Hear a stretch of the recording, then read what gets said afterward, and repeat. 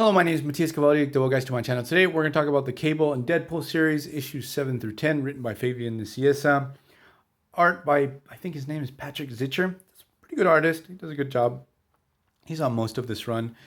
And this series was fantastic. Like, if you haven't read it, Cable and Deadpool, it's a blast. At least I feel like both characters are revitalized. Like, at the end of both characters' respective series that started in the 90s, weren't good at all. They tried to change things up with both of them, and at least for me, it really didn't work. They also tried to change things up with X-Force. I feel like I didn't like it, but that series got a cult following because it turned into Ecstatic. Now, at this moment of this particular series, Cable has full access to his powers. So he's basically operating on a Omega level. He has created this sanctuary for everyone called Providence. It's like this utopic society, and he's actively started to try to resolve all of the world's conflicts, and he's doing a good job. I really like that angle that the governments are really getting pissed off because he's altering the status quo across all of the world. The balance of power has totally changed, so the governments really want to deal with Cable. While this is going down, Deadpool has been commissioned to find some weird technology that's tied to Cable that's going to be used to stop him. We're actually going to discover that he was actually contracted by the X-Men to do this. And in these issues, what I like is it sort of forms and establishes a alliance between Deadpool and Cable. That Deadpool, while the story progresses, starts to believe Cable. He thinks Cable can make a difference, can make a better world. Sorry, there I got stuck. And also it shows off another aspect of Wade. He seems to seek and have a need for validation from people that he admires. I'm not sure this is the first time it's shown, but after this, with Cable, you're going to see this with Spider-Man and with Captain America and with Wolverine.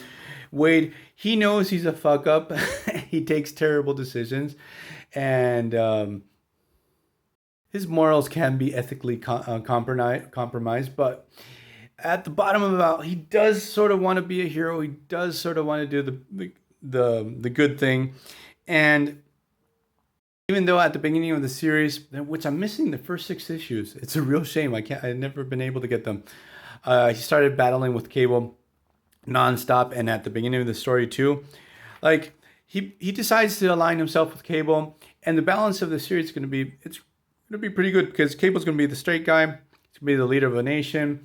He's got to do serious stuff, and Wade's going to do the dirty work, all the stuff that Cable doesn't want anyone to see. He's going to send Deadpool to do all that, and so Cable keeps Wade in check just to make sure he doesn't go overboard. So we start off the story with X-Men training to take down Cable. Obviously, this is a complicated situation for Cyclops because obviously Cable's his son. There's actually some really good moments with Cable and Cyclops further in the story when Cyclops confronts him, says, "Hey son, have you become a full-blown villain? Because what you're doing is sort of scary." Also in this story, we get the introduction of a character. His name is the Cat, and he's actually sort of interesting. It's a shame that outside of the story, we never see him again. Like every time Deadpool is trying to retrieve this technology that's tied to Gray Malakin and tied to Cable, he crossed paths with the Cat, whom I don't remember who actually sends him. I think the world governments are trying to get all this technology, stop Cable in the first place. Also during this time, I don't remember if it was Deadpool's teleportation device or Cable's was malfunctioning. So every time Deadpool had to teleport, he actually really grossly teleports within Cable himself. It's super gross, and they have to rip each other apart. So S.H.I.E.L.D. has given Cable an ultimatum. It's like, hey, bro, tone things down. Stop resolving all these world conflicts. You're making things really complicated. They actually send a strike force into Providence because they don't know what's going on with Providence. They feel like with a situation like Magneto and Asteroid M, they remake the six-pack, which was Cable's original mercenary team. But now the lineup is with GW, Domino, Constrictor, Hammer, Solo, and Anaconda. And the really cool thing is when the six-pack attack Cable, who Cable's totally owning them because he's insanely powerful now. Some of the members of the Six Pack stop the because they see that basically Providence is like a paradise. Everyone's living their dream. There's no conflict. There's no crime. It's almost a perfect society. The other members that didn't want to stop, basically Cable just pays them off. The big reveal that Deadpool was working with the X-Men to get that technology that I mentioned previously. You get Deadpool wearing a X-Men costume and talking about how he's a mutant, and the X-Men can't stop reminding him that he's not a mutant and that he's not on the X-Men.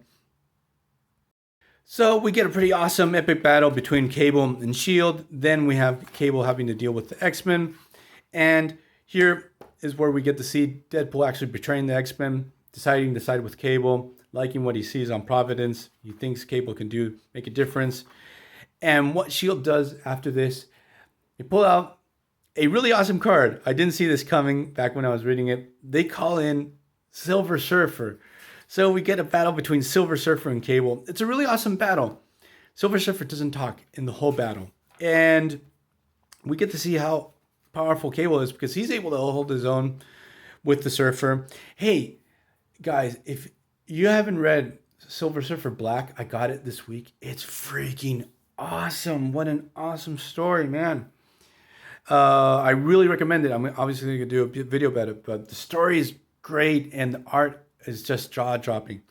So Cable, the only thing that Silver Surfer tells Cable is, like, I see passion in you, and passion brings hunger. And he's afraid that Cable will end up obviously consuming the Earth due to his history with Galactus.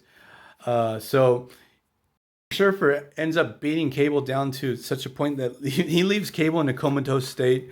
But Cable, as his last gift, he technology that he actually tricked Deadpool into stealing for himself to stabilize Providence, so Providence doesn't fly anymore, but it becomes a island, and it becomes a sanctuary for anyone that's been persecuted or needs help, or if you're a mutant or whatever, this place is the place to go. And it's a real shame because at the end of the series, they destroy Providence, they create Utopia that's more focused 100% on mutants. But I liked Cable's idea more. It's more broad. It's open to all of humanity. And we're going to leave it here. Cable Deadpool series, really good, worth reading. See you guys next time. Bye.